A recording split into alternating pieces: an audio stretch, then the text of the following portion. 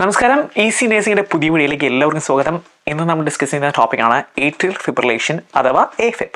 From the name it self, atrial fibrillation എന്ന് പറഞ്ഞാൽ atria കിടന്ന് ഫിബ്രിലേറ്റ് ചെയ്യാണ്. ഇൻ അതർ വേർഡ്സ്, ഏട്രിയ കിടന്ന് വൈബ്രേറ്റ് ചെയ്യാണ്.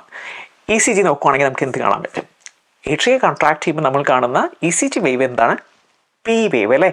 ECGയിൽ നമുക്ക് ഏട്രിയ റെഗുലറായിട്ട് ഫങ്ഷൻ ചെയ്യുമ്പോൾ, ഹെൽത്തി ആയിട്ട് ഫങ്ഷൻ ചെയ്യുമ്പം ECGയിൽ തെളിഞ്ഞു വരുന്ന വേവ് ഏതാണ്? P wave, the first wave അല്ലേ? P wave. So ഫിബ്രിലേഷൻ എന്ത് സംഭവിക്കുന്നു? ഏട്രിയ ശരിക്കും കോൺട്രാക്ട് ചെയ്യുന്നില്ല, ഏട്രിയ ഇവിടെ കിടന്ന് ഫിബ്രിലേറ്റ് ചെയ്യുകയാണ്. സോ നമുക്ക് എന്ത് കാണാൻ പറ്റും? There won't be any P waves. P wave അവിടെ കാണാൻ പറ്റില്ല, ഇത്രയേ ഉള്ളൂ. സോ ഏട്രിയൽ ഫിബ്രിലേഷൻ്റെ ECG നിങ്ങൾക്ക് മനസ്സിലായി കഴിഞ്ഞു, അല്ലെങ്കിൽ നിങ്ങൾ പഠിച്ചു കഴിഞ്ഞു. ECG നോക്കിക്കഴിഞ്ഞാൽ നമ്മൾ ഏറ്റവും നോക്കുമ്പം there won't be any P waves. It will be like fibrillatory waves. നമുക്കിങ്ങനെ വൈബ്രേഷൻ ആയിട്ട് കാണാൻ പറ്റും. എന്ത്? P waves. വൈബ്രേറ്ററി വേവ്സ് ആയിട്ട് അല്ലെങ്കിൽ ഫിബ്രിലേറ്ററി വേവ്സ് ആയിട്ട് നമുക്ക് കാണാൻ പറ്റും. P wave നമുക്ക് കാണാൻ പറ്റില്ല. എന്തുകൊണ്ടായിരിക്കും ഇങ്ങനെ ഫിബ്രിലേഷൻ ഉണ്ടാവുന്നത്? ഈ ഹാർട്ടിലുള്ള ഇലക്ട്രിക്കൽ ആക്ടിവിറ്റി റാപ്പിഡായിട്ട് നടക്കുന്നത് കൊണ്ടാണ് എന്ത് സംഭവിക്കുന്നത്? ഏട്രിയൽ ഫിബ്രിലേഷൻ നടക്കുന്നത്. ഫാസ്റ്റ് ആയിട്ടുള്ള ഹാർട്ട് റേറ്റ് കാണാൻ പറ്റും. ടക്കിക്കാർഡിയ, ക്യൂറസ് കോംപ്ലക്സ് ഏട്രിയൽ ഫിബ്രിലേഷനിൽ വളരെ റാപ്പിഡ് നമുക്ക് ക്യൂറസ് കോംപ്ലക്സ് കാണാൻ പറ്റും. പക്ഷേ between there will be ഫിബ്രിലേറ്ററി waves. ECG നോക്കുകയാണെങ്കിൽ നമുക്ക് ഫിബ്രിലേറ്ററി F വേവ്സ് കാണാൻ പറ്റും. ചുമ്മാ കിടന്ന് ഇങ്ങനെ വിറയിലായിരിക്കും നമുക്ക് കാണാൻ പറ്റുക. സോ ECG ഏട്രിയൽ ഫിബ്രിലേഷൻ്റെ നമുക്ക് മനസ്സിലാക്കി കഴിഞ്ഞു.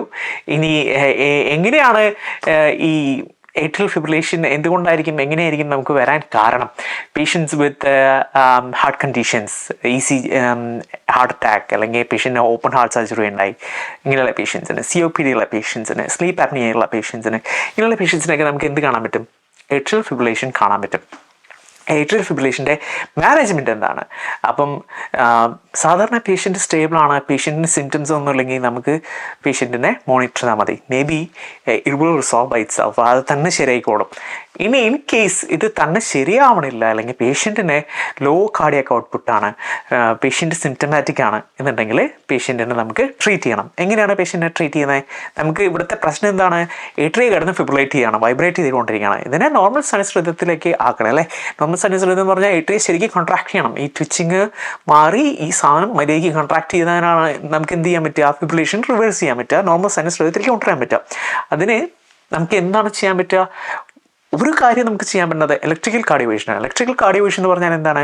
പേഷ്യൻറ്റിന് ഷോക്ക് കൊടുക്കുകയാണ്. അത് നമുക്ക് സിങ്ക്രണൈസ്ഡ് കാർഡിയോവേഷൻ എന്ന് പറയും. നമ്മൾ ആ ക്യൂറസ് കോംപ്ലക്സിൻ്റെ R വേവിൻ്റെ ഫോം ചെയ്യുന്ന സമയത്ത് നോക്കിയിട്ട് പേഷ്യൻറ്റിന് ഒരു ഷോക്ക് കൊടുക്കുമ്പോഴത്തേക്കും ഈ ഫിബ്രിലേഷൻ മാറി എന്ത് വരും? നോർമൽ സൈനസ് റിതത്തിലേക്ക് പേഷ്യൻറ്റ് തിരിച്ചു വരാനുള്ള സാധ്യതയുണ്ട്.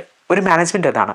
സാധാരണ രീതിയിൽ നമ്മൾ ഒരു സിങ്ക്രണൈസ്ഡ് കാർഡിയോവേഷനൊക്കെ ചെയ്യുന്നതിനേക്കാൾ മുമ്പ് സാധാരണ ഡോക്ടേഴ്സ് ചെയ്യുന്ന ഒരു കാര്യമാണ് ട്രാൻസ് ഈസോഫേഗൽ എക്കോകാർഡിയോഗ്രാം, TEE എന്ന് അഥവാ നമ്മൾ പറയും TEE. എന്തിനാണ് ഇത് ചെയ്യുന്നത്? എങ്ങനെയാണ് ഇത് ചെയ്യുന്നത്? പേഷ്യൻ്റെ വായി കൂടെ ഒരു ക്യാമറയ്ക്ക് ഇറക്കി അവരെ ഹാർട്ടിൻ്റെ ഉള്ളിലത്തെ പിക്ചേഴ്സ് നോക്കുന്നു. എന്താണ് അവർ നോക്കുന്നത്? അവർ നോക്കുന്നത് is there any blood clots? Atria ശരിക്കും കോൺട്രാക്ട് ചെയ്യുന്നില്ല അല്ലേ? അപ്പോൾ എന്താ സംഭവിക്കുന്നത്? അവിടെ ബ്ലഡ് പൂൾ ചെയ്ത് കിടക്കണം, ബ്ലഡ് അവിടെ സ്റ്റാഗ്നൻ്റ് ആണ്. അപ്പോൾ എന്താണ് സാധ്യത? അവിടെ ക്ലോട്ട് ഫോം ചെയ്യാനുള്ള സാധ്യതയുണ്ട് അല്ലേ? ബ്ലഡ് അവിടെ സ്റ്റാഗ്നൻ്റ് ആയി കിടക്കുകയാണ്. ശരിക്കും ഏട്രിയിൽ നിന്ന് ബ്ലഡ് പുറത്തേക്ക് പോകണമെങ്കിൽ എന്തിനുള്ള സാധ്യതയുണ്ട്? ക്ലോട്ട് ഫോം ചെയ്യാനുള്ള സാധ്യതയുണ്ട്. ക്ലോട്ട് ഫോം ചെയ്തിട്ടുണ്ടെങ്കിൽ നമ്മൾ പേഷ്യനെ കാർഡിയോവേറ്റ് ചെയ്ത് കഴിഞ്ഞാൽ എന്ത് സംഭവിക്കും? കാർഡിയോവേറ്റ് ചെയ്ത് കഴിഞ്ഞാൽ ഈ ക്ലോട്ട് ഹാർട്ടിൽ നിന്ന് ഡിസ്ലോജ് ആയി ട്രാവൽ ചെയ്ത് പാസ് ചെയ്ത് മേ ബി പേഷ്യൻറ്റിൻ്റെ ബ്രെയിനിലൊക്കെ ചെന്ന് കഴിഞ്ഞാൽ എന്ത് സംഭവിക്കാം? സ്ട്രോക്ക് സംഭവിക്കാനുള്ള സാധ്യതയുണ്ട്. അപ്പോൾ ഈ patient in case blood clots ഉണ്ടെങ്കിൽ നമുക്ക് എന്ത് ചെയ്യാൻ പറ്റും? അവർക്ക് ആൻറ്റി കോഗുലൻസ് കൊടുക്കുക അല്ലേ? എങ്ങനെ? വാർഫറിൻ പോലുള്ള ആൻറ്റി കോഗുലൻ്റ്, അല്ലെങ്കിൽ അപ്പിക്സബാൻ പോലെയുള്ള ആൻറ്റികോഗുലൻ്റ്.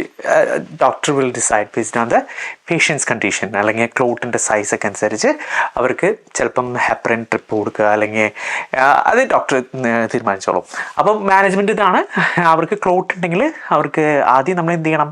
കാർഡിയോവേറ്റ് ചെയ്യുന്നതിന് മുമ്പ് അവർക്ക് ആൻറ്റി കോഗുലൻസ് കൊടുക്കണം.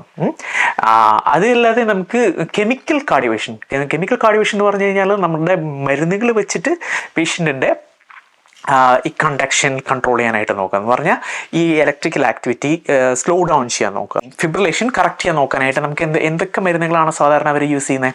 അമയോഡോറം പോലെയുള്ള മരുന്നുകൾ, calcium channel blockers, beta blockers, digoxin, ഇതൊക്കെയാണ് എന്തിനാണ് യൂസ് ചെയ്യുന്നത്? AFib വേണ്ടിയിട്ട് യൂസ് ചെയ്യുന്ന മരുന്നുകൾ. അപ്പം ഇതൊക്കെയാണ് AFib. നമ്മൾ പറഞ്ഞു എന്താണ് AFib എന്ന് പറഞ്ഞു, എങ്ങനെയുള്ള പേഷ്യൻസിനാണ് AFib വരണതെന്ന് പറഞ്ഞു, AFibൻ്റെ മാനേജ്മെൻറ്റ് പറഞ്ഞു. സോ AFib മനസ്സിലായെന്ന് വിചാരിക്കണം. നമുക്ക് അടുത്ത വീഡിയോയിൽ കാണാം. ബൈ.